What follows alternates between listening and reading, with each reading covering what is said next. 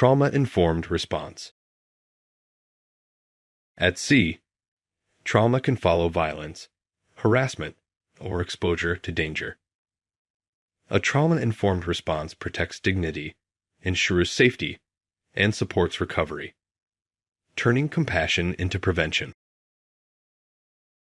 Trauma is an emotional response to an event that overwhelms a person's sense of safety or control. Assault, bullying, or even witnessing violence can leave deep emotional scars that affect focus, sleep, and decision-making. Trauma responses vary. Some freeze, others withdraw or lash out. These are not weakness. They're human reactions to threat. Listen, observe, and respond with patience, rather than pressure. Safety, trust, choice, collaboration, and empowerment.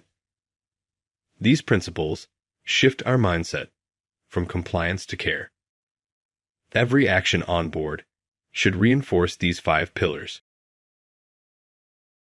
The 4R framework reminds us to realize how trauma affects people, recognize the signs, respond appropriately, and resist anything that may cause further harm.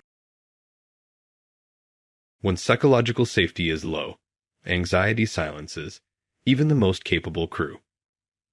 Fear of being judged, ignored, or blamed stops people from speaking up, even when safety is at risk.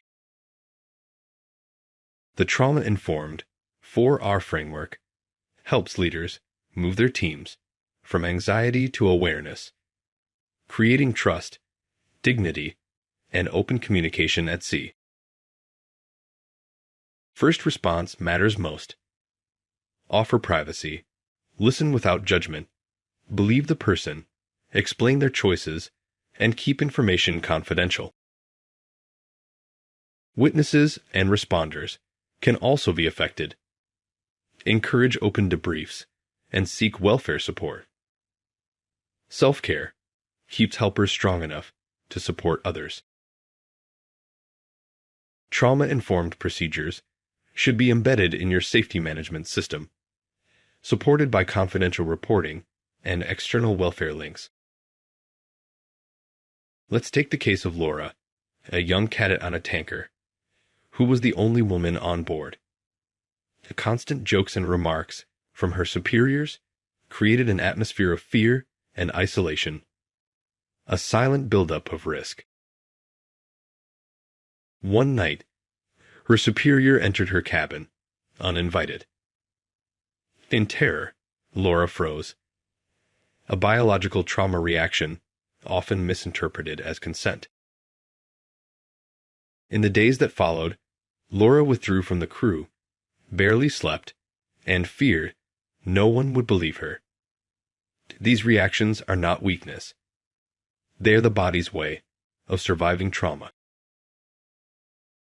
When she finally reported the incident, the company's trauma-informed policy ensured privacy, belief, and access to professional welfare services.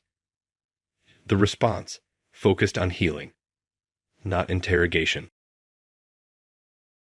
Laura's case led to changes in company culture, refresher training, stronger reporting systems, and leadership accountability. Her courage and the company's response turned trauma into transformation. If you were Laura, how would you respond? If you were the chief officer, how should you have acted? Every choice shapes safety. Silence sustains harm. Respect restores trust. A trauma-informed ship is a safe ship.